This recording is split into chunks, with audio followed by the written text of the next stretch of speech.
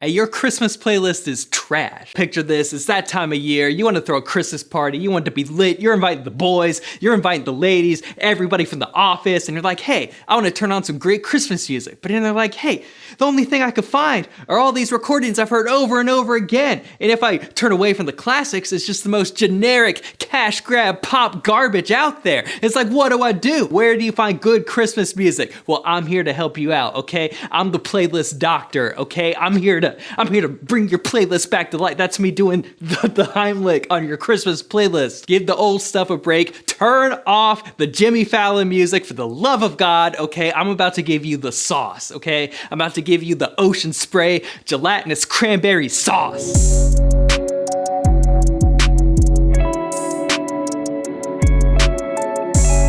I'm about to level you up. I'm about to give you some of the best Christmas music recommendations that I know, okay? I'm out here with my healing tattoo, dressed like a damn elf, so y'all... because I want to level up your Christmas playlist, okay? Now there are two different zones of good Christmas music. There's the more mellow stuff, and then there's the hype stuff. And we're gonna start with the hype stuff. So first up, I bet a lot of you forgot or didn't know that Kanye West has a Christmas song, okay? This song is called Christmas in Harlem. This came out in 2010, I believe, in a series of singles leading up to My Beautiful Dark Twisted Fantasy. So you're really getting peak Kanye on this song. It has beautiful production. Tiana Taylor is on the hook, and Sci-Hi the Prince, of course, as always, delivers a great verse. It's not just nice for a Christmas song, it's just a great song. The part where Sci-Hi the Prince is like, I'm with Ye at the Macy Day Parade, letting snow fall on my aviator shades, it lives in my head rent-free. Sci-Hi the Prince, just great with the rhymes. Next is something you probably do know about, but Tyler, the Creator, he was tapped to make songs for the Illumination Grinch movie a few years ago, and there is a great song on the Grinch soundtrack where he does a rendition of the Grinch song. It has great production, and Tyler's voice, just that deep voice, just fits so well with the monster theme. But of course, a lot of the music he did for that movie ended up not being used, but he was able to convince Illumination to let him release his own EP. There's some legitimately beautiful stuff. This is the period of Tyler in between Flower Boy and Igor, and it kind of serves as a unique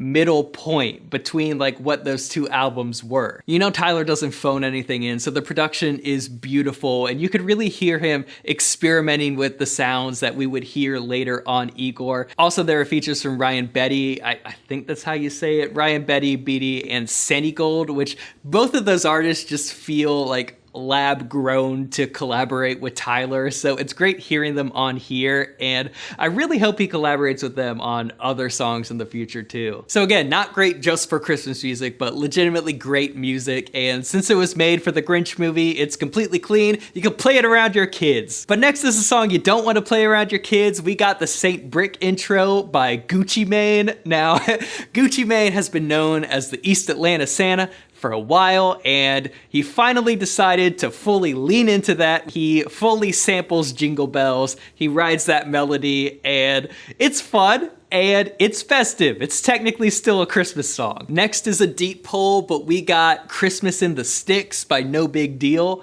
Now, No Big Deal is a Christian rapper, and if you know any of my film work, you know that I've worked with a lot of Christian artists, and the Christian music industry and the Christmas music industry have a whole lot of overlap. It's like 1 month a year, the entire world is cool with hearing songs about Bible passages, and Christian music is like, this is our time to shine. So many more Christian artists cut Christian records than I think their secular counterparts do, but that's just an aside. No Big Deal is an independent artist. This song legitimately goes hard. It has a proper like hip-hop forward beat. Like, it's more hip-hop than it is Christmas as far as the instrumental goes, which is really refreshing. It's one of those kind of like grand piano beats with a really loud 808. Like, give this a try. I promise you're gonna like it, even if you aren't into Christian rap. He has a whole Christian EP, but this is by far the standout song. Also, if you wanna give some other Christian hip hop a try. 116 does have a Christmas album, and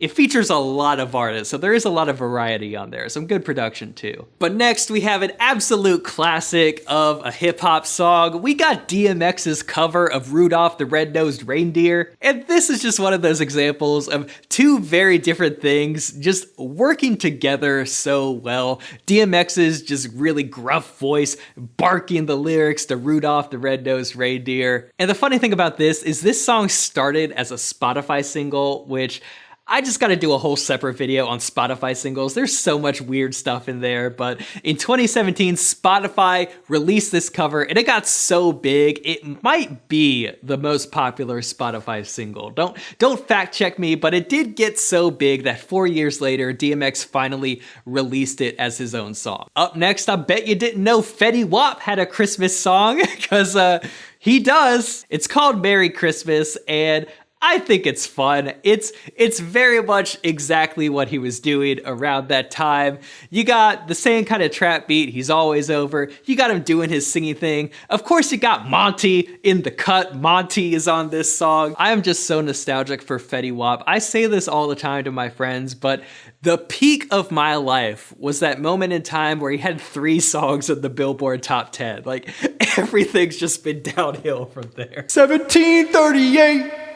Hey. Next is probably the most prolific Christmas hip-hop song. We got Christmas in Hollis. I don't really have to say much about this, but if you are younger, like even I discovered this song late, like please go check it out. Just a peak hip-hop production, but it's still a clean, festive Christmas song that you could play around anyone. And then finally, of course, I gotta give a shout out to Chance the Rapper and Jeremiah's Merry Christmas Lil Mama. They made 2 full albums of Christmas music, and I feel the need to stress this for some of the younger people watching, but there was a time where Chance the Rapper made good music. Christmas music just naturally fits his vibe, and you combine that with Jeremiah's vocals, and you really do have a winning combination. Stranger at the Table, One More Cry, great Christmas songs. Held It Down is probably my favorite upbeat one. It is very wholesome, while at the same time, there's a bit in the verse where Chance just very savagely disses other families, saying the other family's great-grandmother should have used Plan B in his Christmas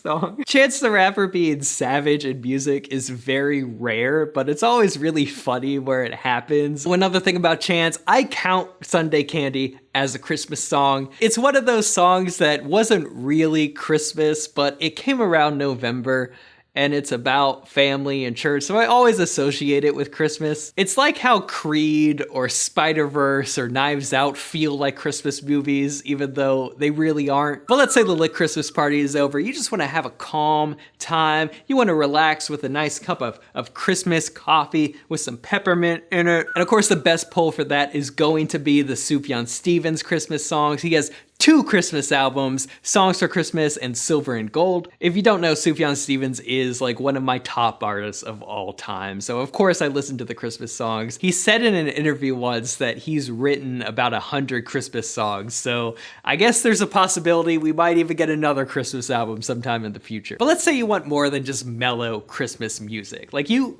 actually want to reflect.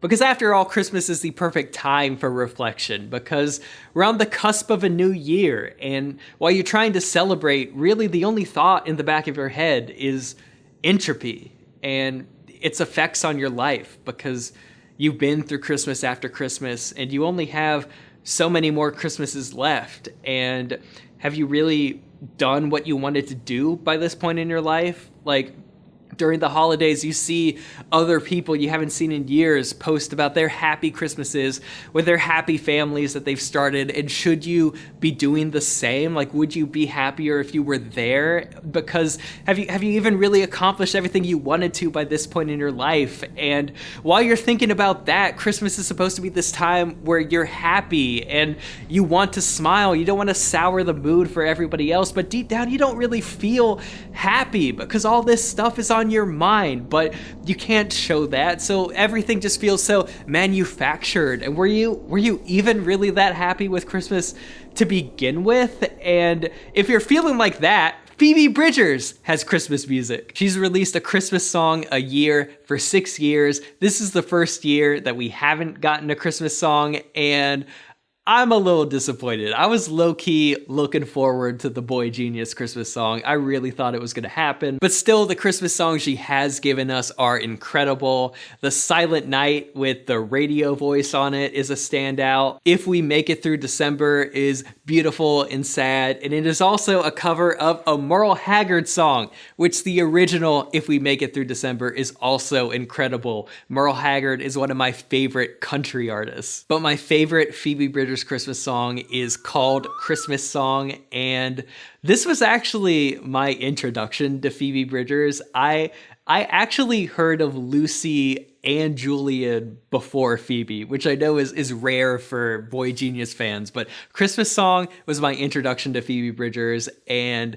it's just one of the most beautiful songs I've ever heard. And another reason why I like this song so much is Christmas Song is a cover of a song by a guy named McCarthy Trenching. And McCarthy Trenching is a very obscure artist who I 100% would not have heard of if it wasn't for the Phoebe Bridgers cover. Like, I have a Spotify pulled up right now. He has 977 monthly listeners, and this guy really is one of the most talented writers. Like, I can't find much information about him. All I could see is that he's Omaha-based, he's open for Bright Eyes. They say stuff like that. I don't know if he has a relationship with Bright Eyes or if he just opened a gig when they were in town once, but this guy is really great, and I'm really glad that this song got into Phoebe Bridgers' hands. The song is about feeling lonely at Christmas, but honestly, it's just a great song about loneliness in general, and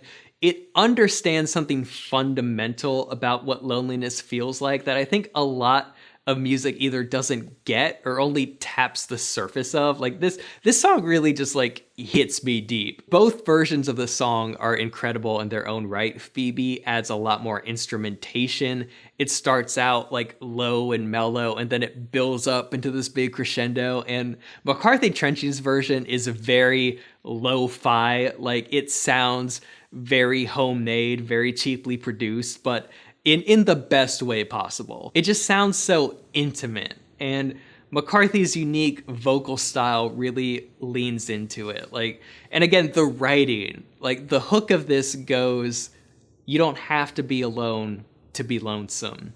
It's easy to forget," which it taps into this type of loneliness people often ignore. Like, you don't have to be by yourself to be lonely. Sometimes you could feel alone in a crowd full of people, and oftentimes that's the most crushing loneliness, is when you're around a ton of people, but you're the only one that stands out, and sadness comes crashing like a brick through the window, and it's Christmas, so no one could fix it. Like, I can't tell you how crushing that lyric was when I first heard it. It really is like one of the most sad songs to me, but I really like sad music. Like, sad music actually kind of grounds me. It helps me out with processing my own feelings. So Christmas Song is legitimately one of my favorite songs just ever. I can't express like how much I love this song. Like, I'm prepping another video where me and a friend are making a playlist of our favorite songs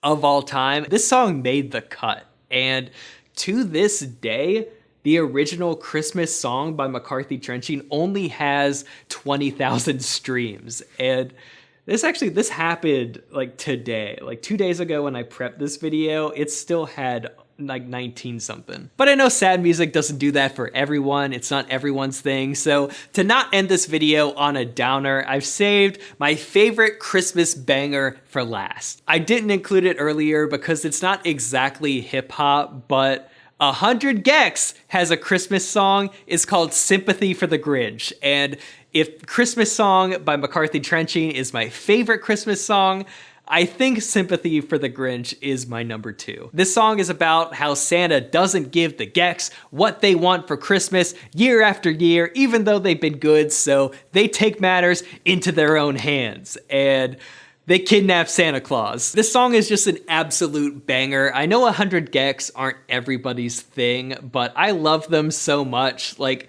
the aggressively auto-tuned chipmunk vocals, the crazy production. This song has all of that, and it's always fun when 100 Gecs dip into ska a little, and they do that on this song. One of the most fun, energetic Christmas songs you're ever gonna hear. Also one of the most unique, since most Christmas music tends to be very generic and formulaic. You can't say that about anything the Gecs touch. And one more shout out for you guys. I saved this till the end because this is a song that I've worked on, but we got Legendary Christmas by my boys, Shama Rama and Chase Bridges. Now, I know these guys, but this is legitimately a great Christmas song, great hip hop beats, some just immaculate horns on it, and Shama and Chase have some great bars, and they have a great like tag team energy throughout the verses. I also directed the music video for this, which it was a really fun shoot. It was such a bare bones shoot. The only crew were me and the DP, and the DP is also acting in it. So, so we managed to pull off a lot given the circumstances. There's some stuff I do differently, but there is so much I love about this music video. So if you guys want to check that out, do that too. And this song is actually part of an album. Shama has an entire album of Christmas music called Shama and PD's Christmas album, and my friends are all over this. This is a great listen. I directed several videos for this project. I did some work on the cover art, and I wrote the song Post-Christmas Slump. So you go into the Spotify credits of track 6, you'll see my name. I'm in my songwriting bag on this one. Am I a songwriter? Am I a YouTuber? Am I a video director? Am I a graphic designer? Am I unemployed? You can't pin me down. And yeah, those are my Christmas song recommendations. The playlist doctor has spoken. He's given you your diagnosis, and to get your prescription, you want to go to the description of this video. I have some Spotify links in there where you can check out all the songs that I talked about in this video. I can't believe I brought that metaphor home. Guys, thank you so much for watching. Again, check out the Spotify playlist if you want to be bumping any of these songs this holiday season. You can follow me at Robert2_Isaac on all socials. And guys, thank you so much for subscribing and watching these videos. This is a new channel I haven't had a lot of time to promote yet. So for the people that have found this and are watching, thank you so much for being here. Finally, I know I mentioned directing some music videos. I've linked all those in the description. And if you're interested in seeing more of my film work, I have a screenwriting podcast that I host with a writing partner of mine called Written By. You could follow that at Written By Pod. We just released our last 2 episodes of the season, our finale episode and a best of episode. So if you're a new listener, that's a great way to kind of hear what we do on our screenwriting podcast. So if that interests you, check that out. But guys, thank you so much for watching. I hope I've made your holiday season a little more jolly, a little more lit. Do people still say lit? I don't know. But guys, I'll see you next time.